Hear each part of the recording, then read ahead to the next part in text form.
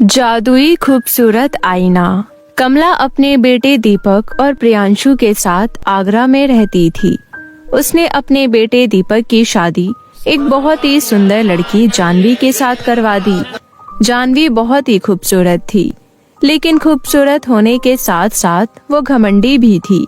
लेकिन फिर भी कमला उसे बहुत पसंद करती थी।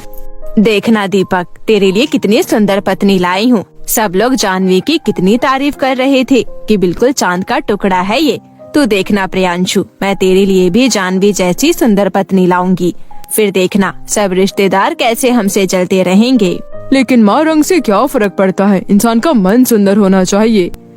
चुप कर तू, तुझे कुछ नहीं पता। बाहरी सुंदरता इतनी जरूरी है आज के जमाने में, और माँ सुंदर होगी तभी तो आने वाला बच्चा सुंदर होगा। ऐसे ही कुछ समय बीत जाते हैं। प्रियांशु बहुत अच्छे से जानता था कि उसकी माँ उसकी शादी एक काली लड़की से कभी नहीं करवाएगी, इसलिए वो बिना किसी से कुछ कहे एक रोज अपनी पसंद की काली लड़की अंजू को ब्याह कर घर ले आता है। काली बहू को देखकर कमला का पारा 7वें आसमान पर चढ़ जाता है। हे भगवान, ये किस काली अमावस्या को उठा लाया रे तू? मेरे तो नसीब ही फूट गए। जब सब मोहल्ले की औरतें हंसेंगी मुझ पर, ना जाने क्या कर्म किए थे जो ये काली से पल्ले पड़ गए। ये सुनकर नई बहू को बहुत बुरा लगता है, लेकिन अपने बेटी की खुशी के खातिर वो काली बहू को अपने घर में रख लेती है। ऐसे ही समय बीतता है। अंजू भले ही काले रंग की थी, लेकिन वो सर्वगुण संपन्न थी। लेकिन अंजू के काले रंग के आगे कमला को उसके सभी गुण बेकार ही लगते थे। कुछ दिन बाद कमला के नंद के बेटे की शादी थी। सब लोग उसके तैयारी में लगे थे।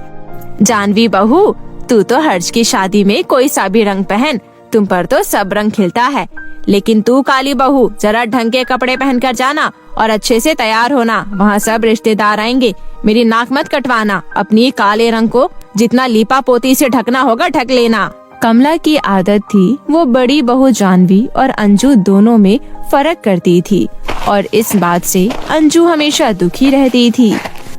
अगर मेरा रंग काला है तो इसमें मेरी क्या गलती है? मैंने कभी भी इस घर की अच्छी बहू होने में कोई कसर नहीं छोड़ी है। उसके बाद भी जानवी भाभी को इतना सम्मान मिलता है, मुझे इतना नीचा दिखाया जाता है। अगले दिन जब शादी में पहुँचते हैं, जानवी भाभी, मेरी एक हेल्प करो। रस्म के वक्त अंजू भाभी कमरे में नहीं आ पाए, नहीं तो मेरी पूरी शादी की फोटोज एल्बम पूरी खराब हो जाएगी। चिंता मत करो देवर जी, मैं उसको आपकी तरफ आसपास भटकने नहीं दूंगी। जानवी भाभी, बुआ जी ने देवर जी के लिए सुरमा भाभी के रस्म के लिए भेजा है, देवर जी लगवा लीजिए। जानवी भाभी, मेरे लिए एक गिलास पानी मंगवा देते। अंजू, जरा देवर जी के लिए एक गिलास पानी लेकर आ। अंजू को पानी लेने के लिए भेजकर जानवी ने रस्म पूरी करके सब रिश्तेदारों के साथ फोटो खिंचवाती है।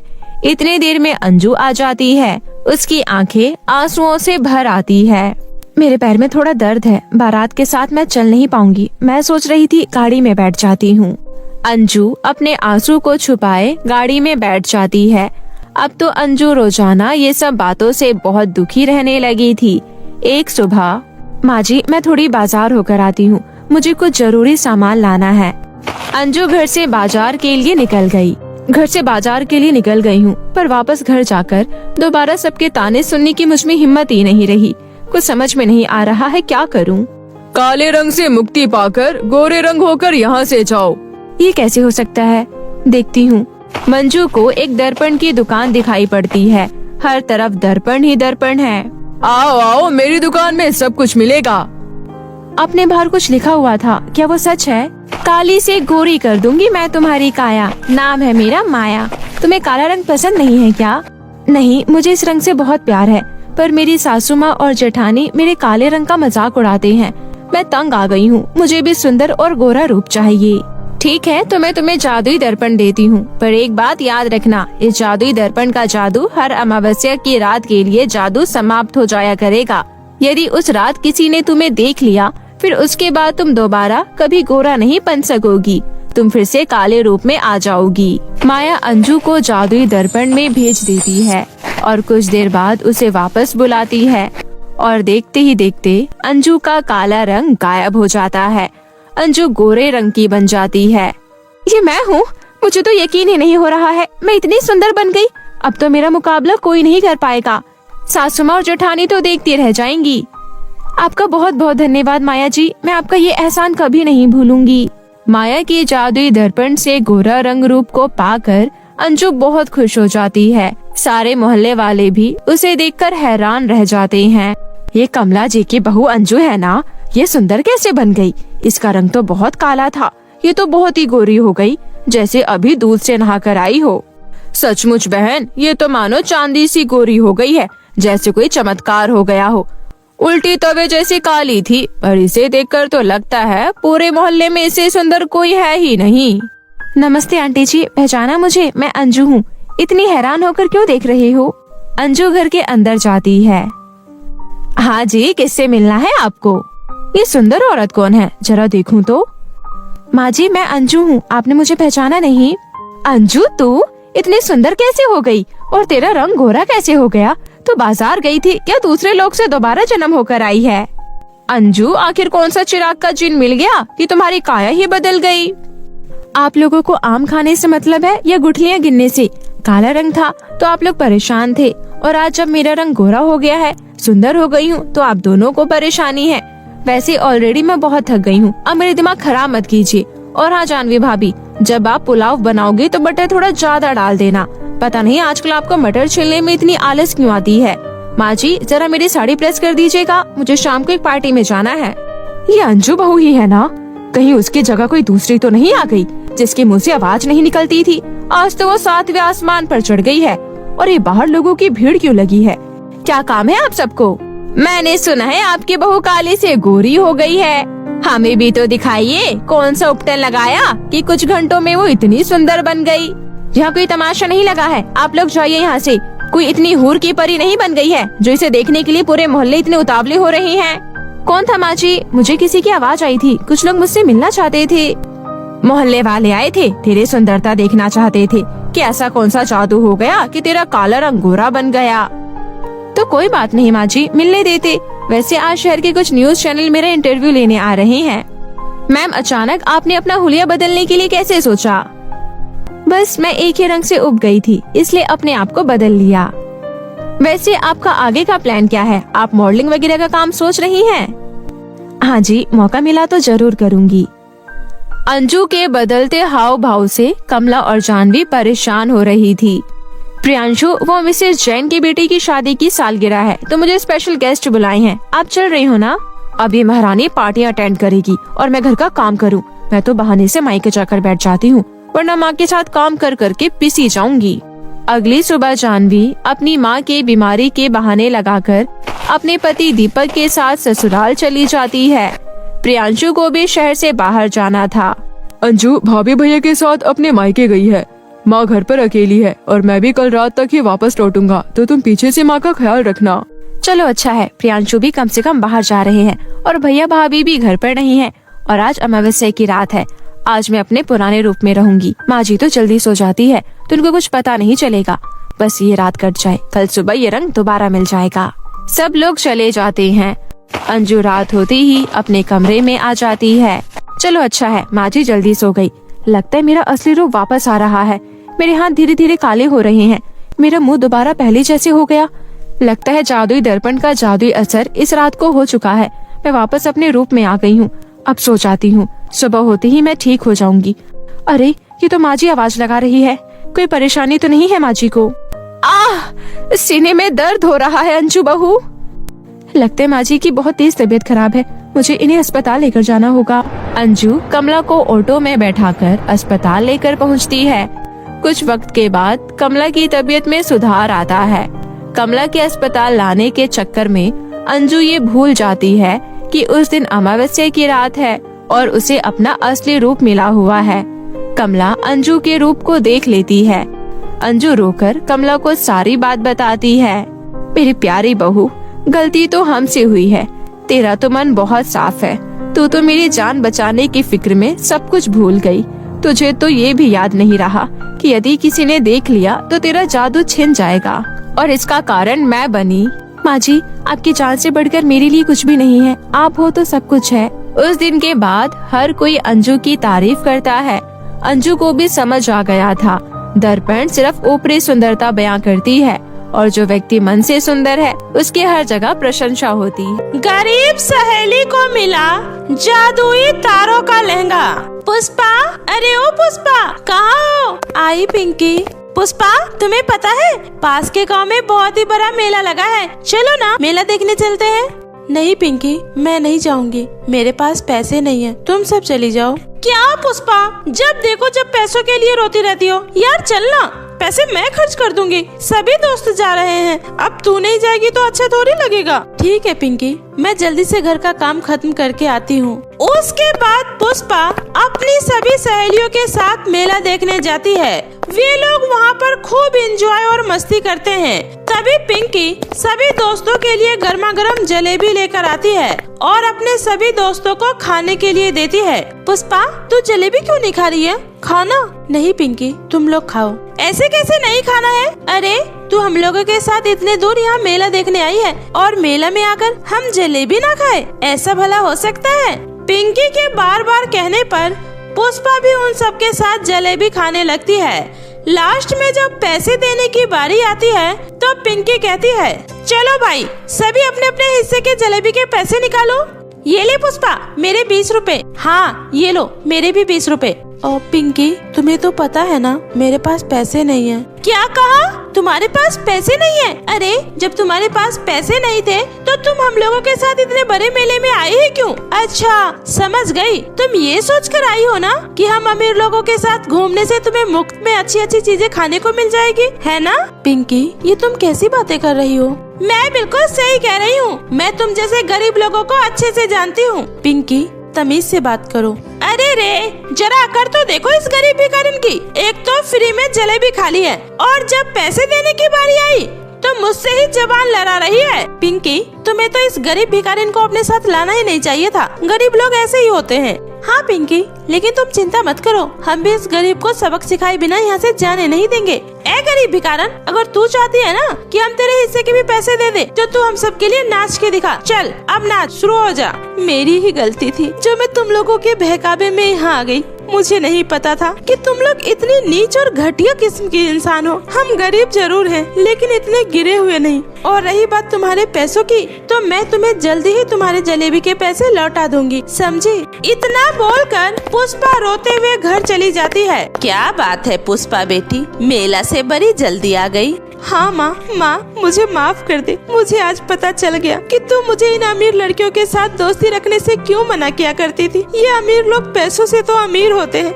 लेकिन दिल के बहुत ही ज्यादा गरीब होते हैं। माँ, हाथ से मैं कहीं बाहर नहीं जाऊंगी, बल्कि आपके साथ आपकी सिलाई के काम में आपका हाथ बटाया करूंगी। उसके बाद पुष्पा अपनी माँ के साथ कपड़े सिलने का काम करने लगती है। पुष्पा, जरा इधर आना बेटी, तेरा नाप ले लूं। किस लिए माँ? अरे बेटी, मैंने सिलाई कर करके कुछ कपड़ों के टुकड़े बचाए हैं। तुम्हारा सूट काफी जगह से फट गया है ना, मैं तुम्हारे लिए इन्हीं कपड़ों को जोड़ जोड़ कर सुंदर सा फ्रॉक बनाने जा रही हूँ। माँ, आप मेरे लिए फ्रॉक नहीं एक लहंगा बनाओ, मुझे आपके हाथ का सिला लहंगा पहनना है माँ। ठीक है बेटी। ऐसे ही दिन बीत रहे थे।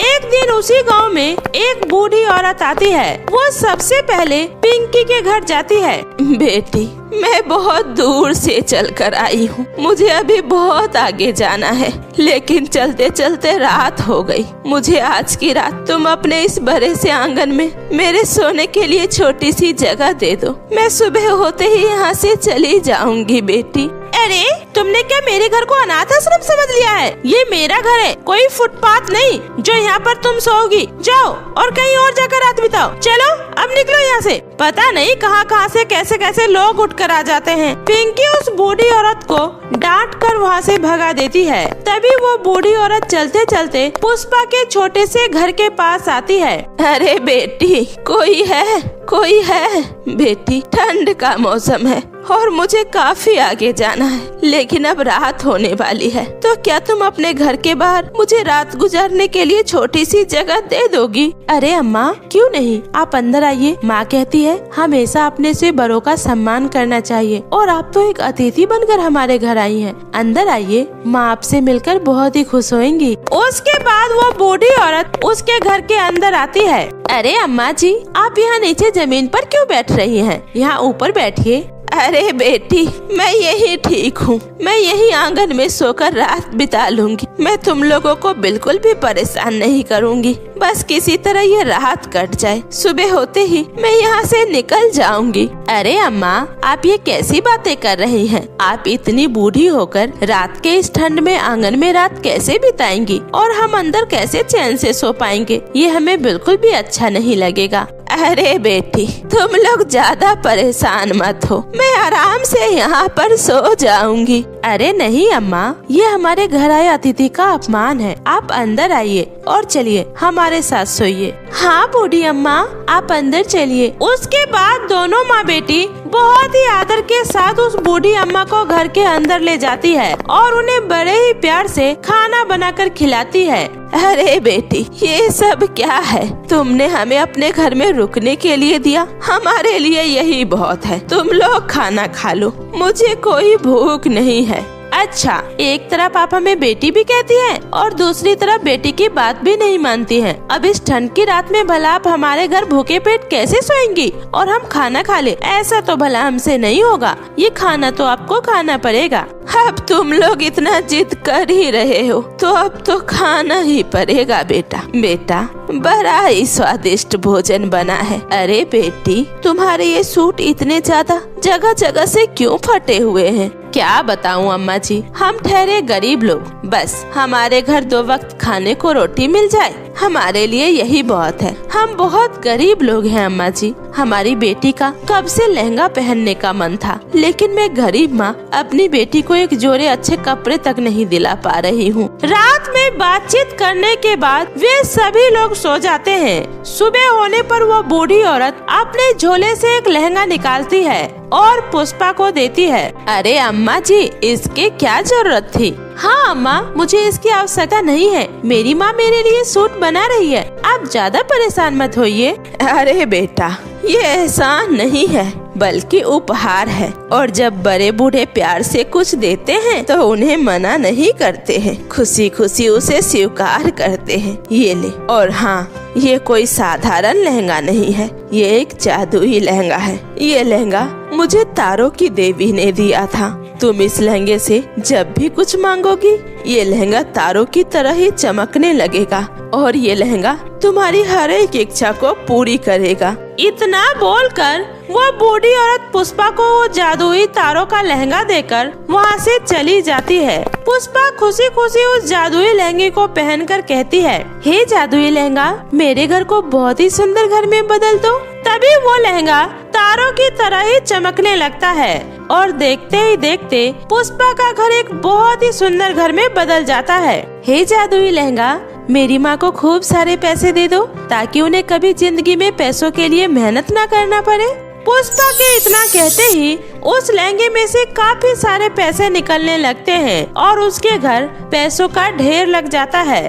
अब उनकी जिंदगी में किसी भी तरह की कोई कमी नहीं होती है। वे लोग अब बहुत ही ज्यादा अमीर हो जाते हैं। उसके बाद पुष्पा और उसकी माँ अपने गांव के गरीब और बेसहारा लोगों की भी मदद करने लगते हैं। जब ये बात पिंकी को पता चलती है तो वो अपनी माँ से कहती है, माँ, कल तक तो ये भिखारी लोग दाने दाने के लिए तरस रहे थे, फिर अचानक से ऐसा क्या हुआ कि ये लोग इतने अमीर हो गए? कुछ तो हुआ है बेटी, जरूर इन लोगों के हाथ कोई खजाना लगा है, मैं भी पता लगा कर आती हूँ। उसके बाद पिंकी की माँ प्रेमलता पुष्पा की अमीरी का पता लगाने लगती है। तभी उसे पुष्पा की माँ से पता चलता है जादुई बूढ़ी अम्मा के चमत्कार की वजह से हुआ है। उन्होंने ये सब मुझे अपने यहाँ खाना खिलाने के बदले दिया है। उसके बाद पिंकी की माँ उसे जादुई लहंगे के बारे में बता देती है।